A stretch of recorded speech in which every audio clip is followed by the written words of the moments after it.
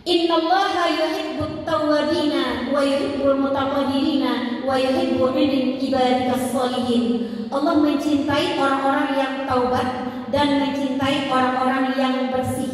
Bersih itu bersihkan hati. Cara membersihkan hati, banyak-banyak zikrullah. Sebagaimana firman Allah di dalam Al-Qur'an, A'udzu billahi minasy syaithanir rajim. Bismillahirrahmanirrahim.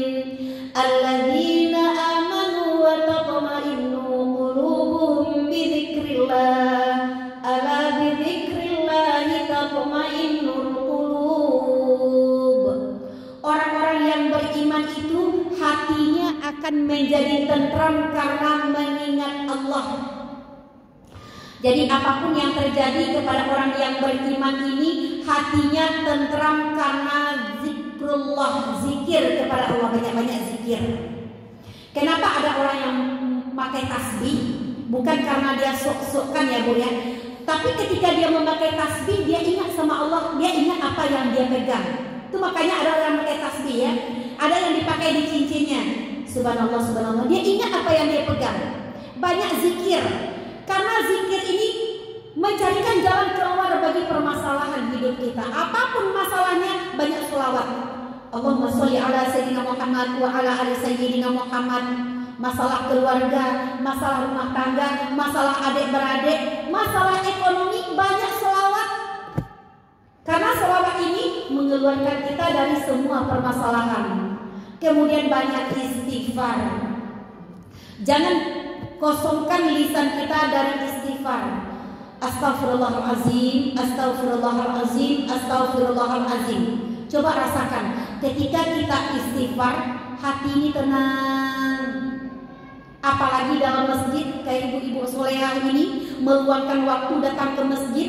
Man talabal ilma kana kafaratan lima madha. Siapa yang berangkat dari rumahnya dengan tujuan menuntut ilmu, mengulang kembali ilmu yang telah dia lupakan, selangkah demi selangkah dia meninggalkan rumahnya, maka bergugurlah dosa-dosanya yang telah berlalu. Coba ibu-ibu solehah yang duduk di masjid ini, adem enggak?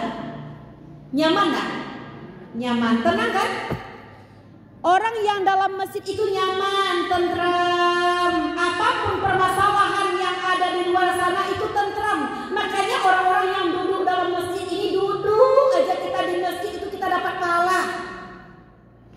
Walaupun kita tidak mengerti dengan apa yang Ustaz sampaikan, mungkin kita tenang. Walaupun ada yang tidur di belakang, dapat pahala. Nggak apa-apa. Walaupun ada yang di balik tiang tuh, nggak apa-apa. Yang penting dapat pahala. Makanya orang yang duduk dalam masjid ini, Masya Allah, luar biasa. Ketika kita akan meninggal dunia nanti, itu malaikat maut menyaksikan kita datang ke masjid yang terdekat dari rumah kita, atau masjid-masjid manapun itu malaikat datang. Apa pertanyaan malaikat maut ke masjid? Wahai masjid, saya akan mencabut nyawa fulan bin fulan, bagaimanakah pendapatmu? Minta pendapat, minta kesaksian. Menjawablah masjid, kalau engkau ingin mencabut nyawa fulan bin fulan, cabutlah dengan pelan-pelan, karena dia sering bersandar di dinding ini. Ini jadi yang bersandar-bersandar. Bagaimana yang tidak bersandar? Kalau engkau ingin mencabut nyawa fulan bin fulan, cabutlah dengan pelan-pelan, karena dia duduk di lantai ini. Lantai tempat ibu duduk sekarang ini jadi saksi nanti ketika kita akan meninggal dunia. Tiang masjid jadi saksi, atapnya jadi saksi, semua jadi saksi. Dan apa kata masjid? Dicabutlah pelan-pelan, karena dia rajin ke masjid. Tapi bagi orang-orang yang berat melangkahkan kakinya ke masjid, wahai masjid, saya akan mencabut nyawa fulan bin fulan, bagaimanakah pendapatmu? Serentak masjid menjawab, kami tak kenal dengan dia. Itu kan rumahnya di samping masjid, kenapa tak kenal pula? Ya tak pernah datang ke masjid ini. Entah kemana-mana masjidnya, coba tanya ke masjid lain. Rupanya masjid lain tak juga pernah dia datang. Dan apa kata malaikat maut? Dicabutlah keras-keras, sehingga dia tidak husnul khotimah. Jadi masjid ini tolonglah ramaikan. Kalau keindahan masjid tidak diragukan lagi, semakin indah. Kalau kebersihan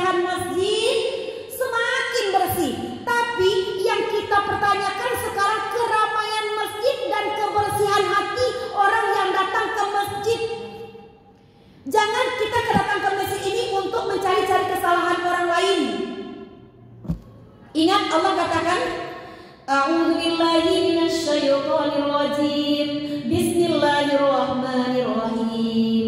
Ya ayyuhalladzina amanu jtanibu katsiran minadh-dhanni inna ba'dadh-dhanni itsmun wa la tajassasu wa la yaghtab ba'dukum ba'dan ayuhibbu ahadukum an yakula lahma akhihi maitan fakarihtum wattaqullah innallaha tawwabur rahim.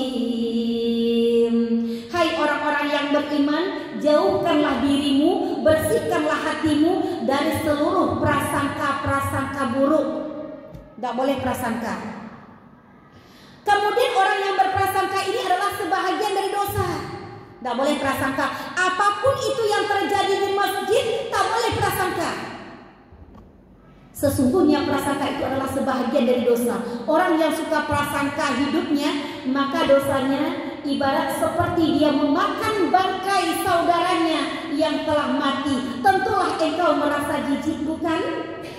Wattaqullah, dan bertakwalah kepada Allah.